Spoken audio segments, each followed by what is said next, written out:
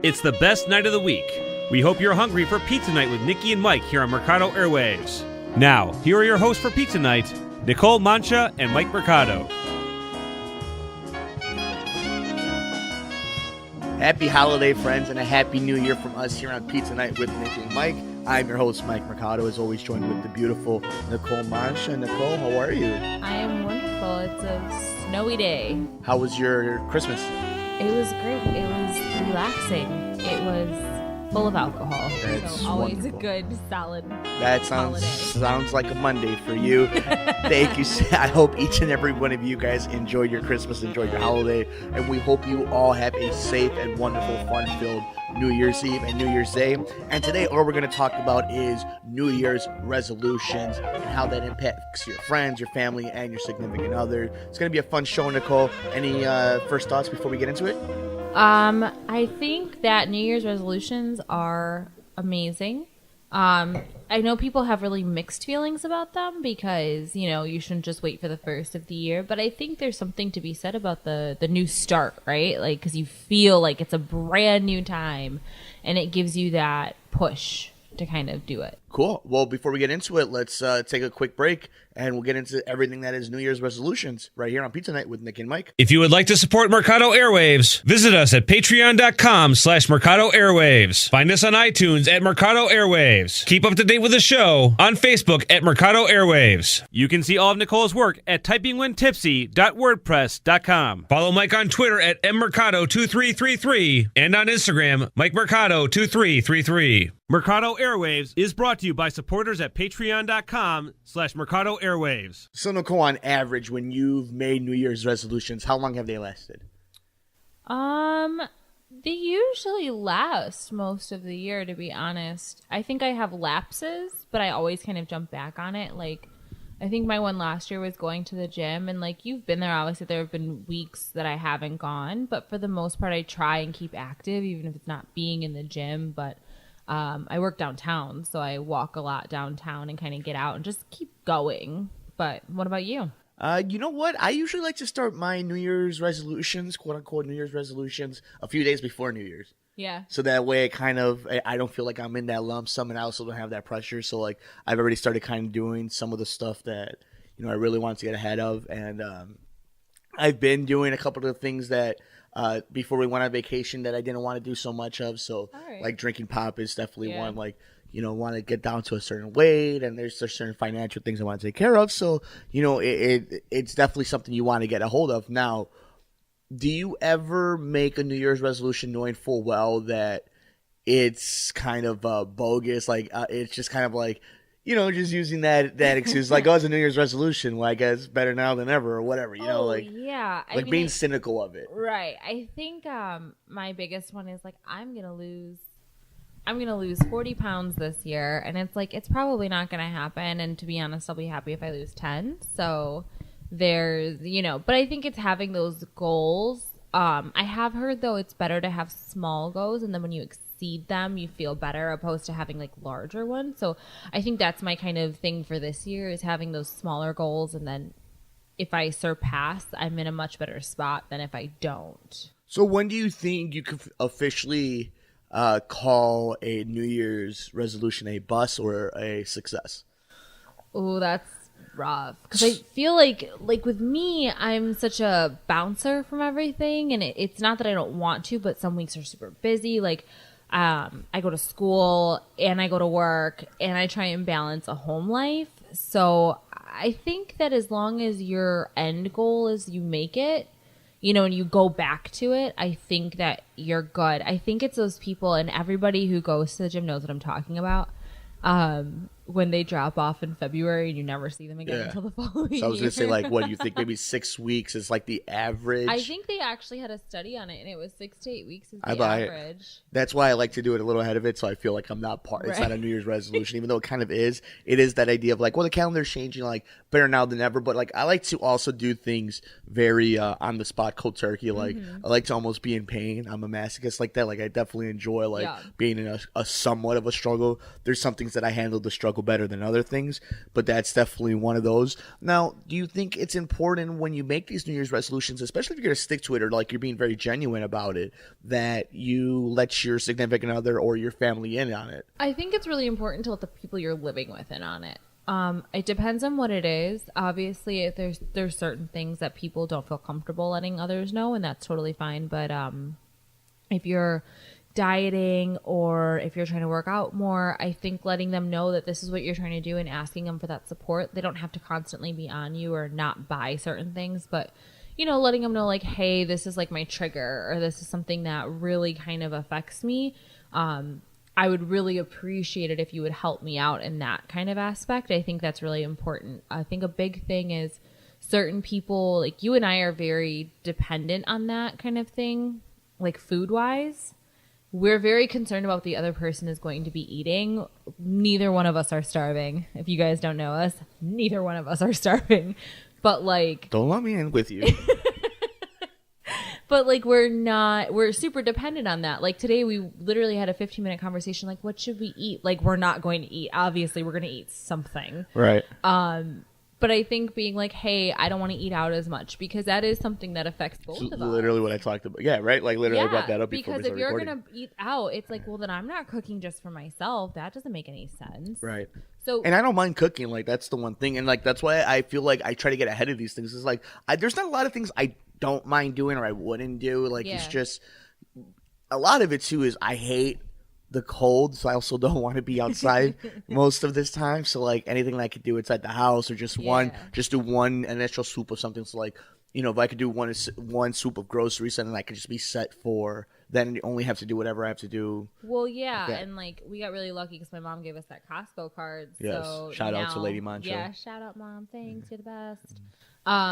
So being able to buy things in bulk, I think, is going to help, because I think a really big problem is sometimes it feels like such an undertaking to prep for the entire week or every day. I'm not one of those people who can cook every single day. It's exhausting to me. I don't know. And if you enjoy it, like, please pass some of that on to me, because I do not enjoy cooking every single day.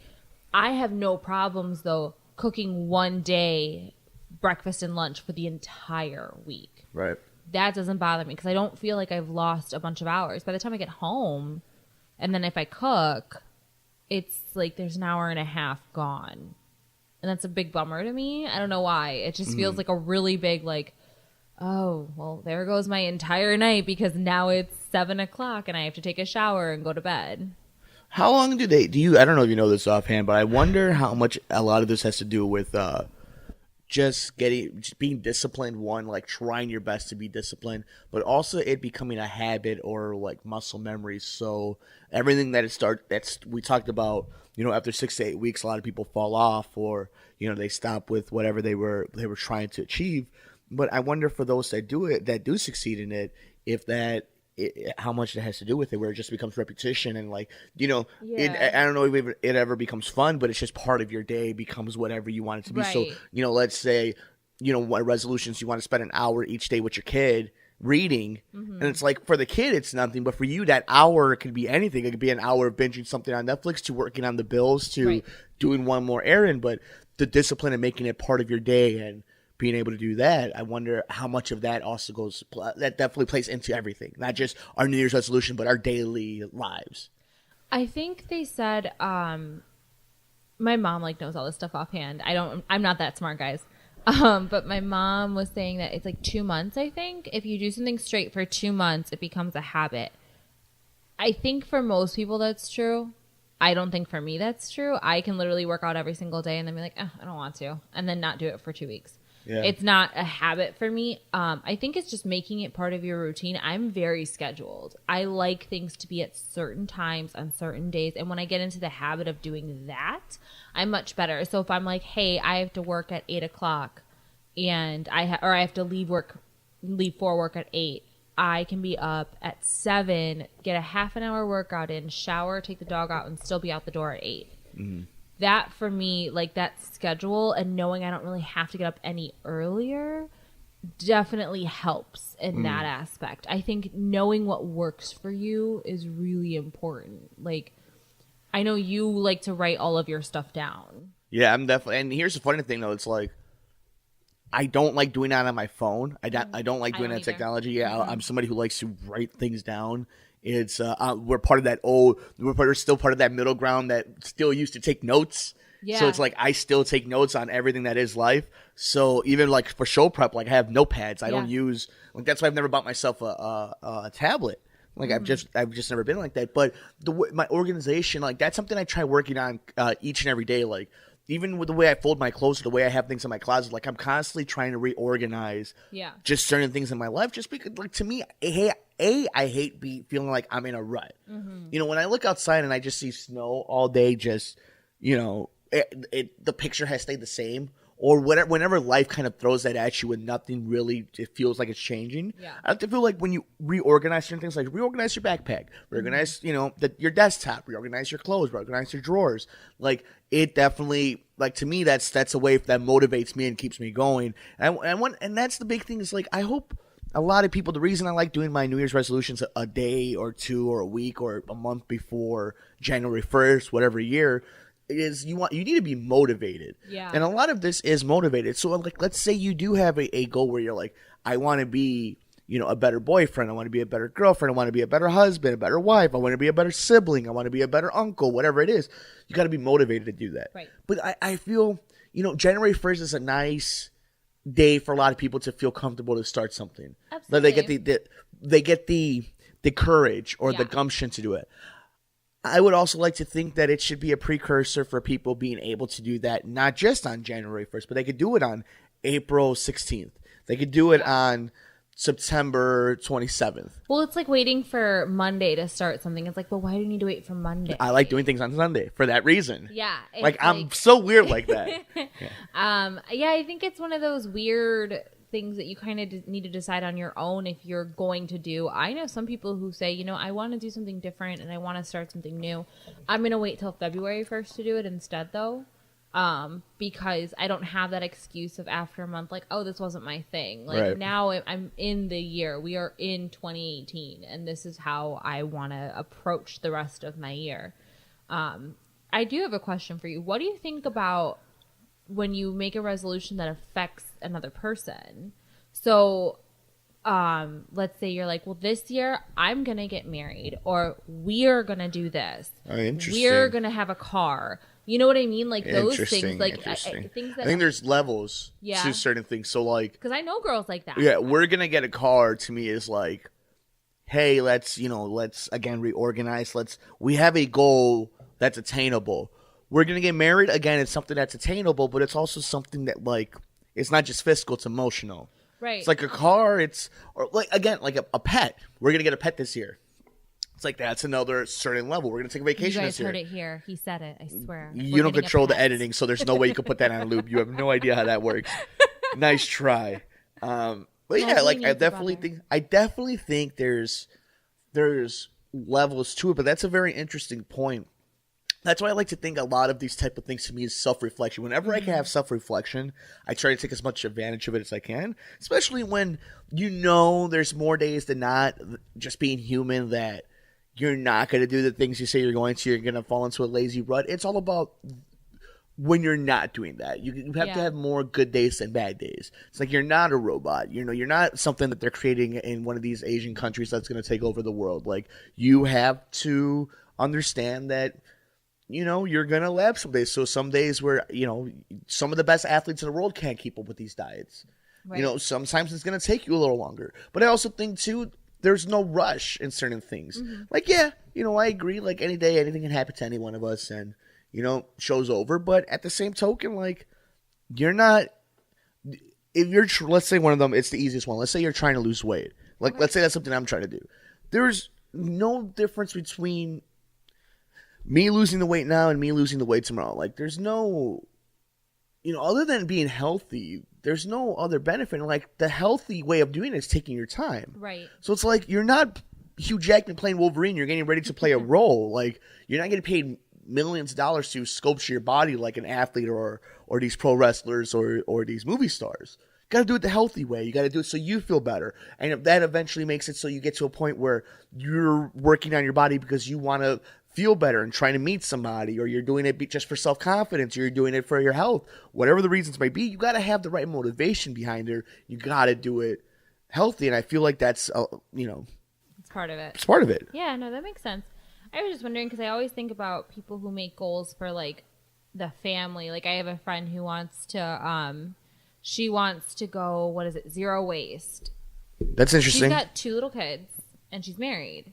And I'm like, that doesn't just affect you though. That affects everybody. So that's a really big step to make. And I think it's a great thing. Don't get me wrong. I think zero waste is awesome.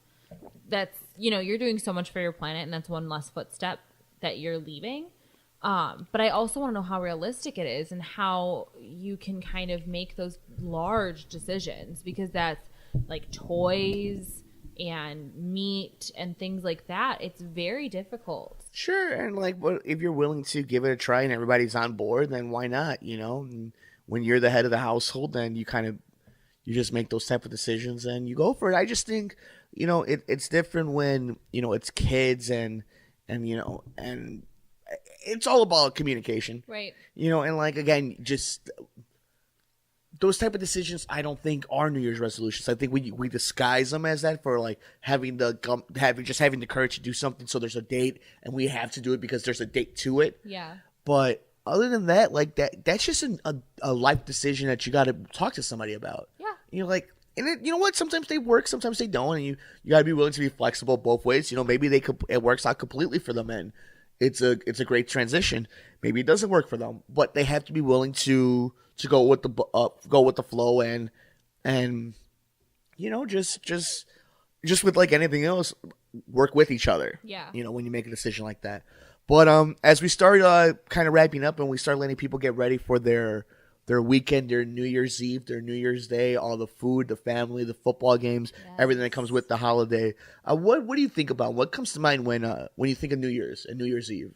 I guess I think more about the new year than anything else. Like New Year's is really fun. We get to spend it with our families. I'm going to be helping host this year, so that'll be different. I've never actually hosted by myself in a sense. But you're a great host. You hosted other great parties, Thanks. so I like to host. Yeah. I always feel a lot of pressure for New Year's though, because everybody remembers it. Sure. Kind of thing.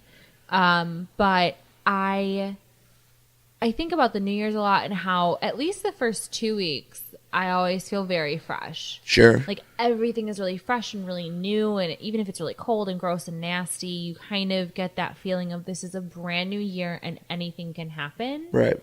But that's part of the excitement, is that it's a brand new year and anything can happen. I'm not super excited about my birthday coming up this year, which is a new thing for me. Because it's my last year in my 20s, so it's a little rough. Well, you still got a whole 9 months of 28, and then you get a whole year of 29. But you know what I mean, Well, I don't know. I'm only turning 28 this year. You know what? This is why you're my least favorite. I understand that.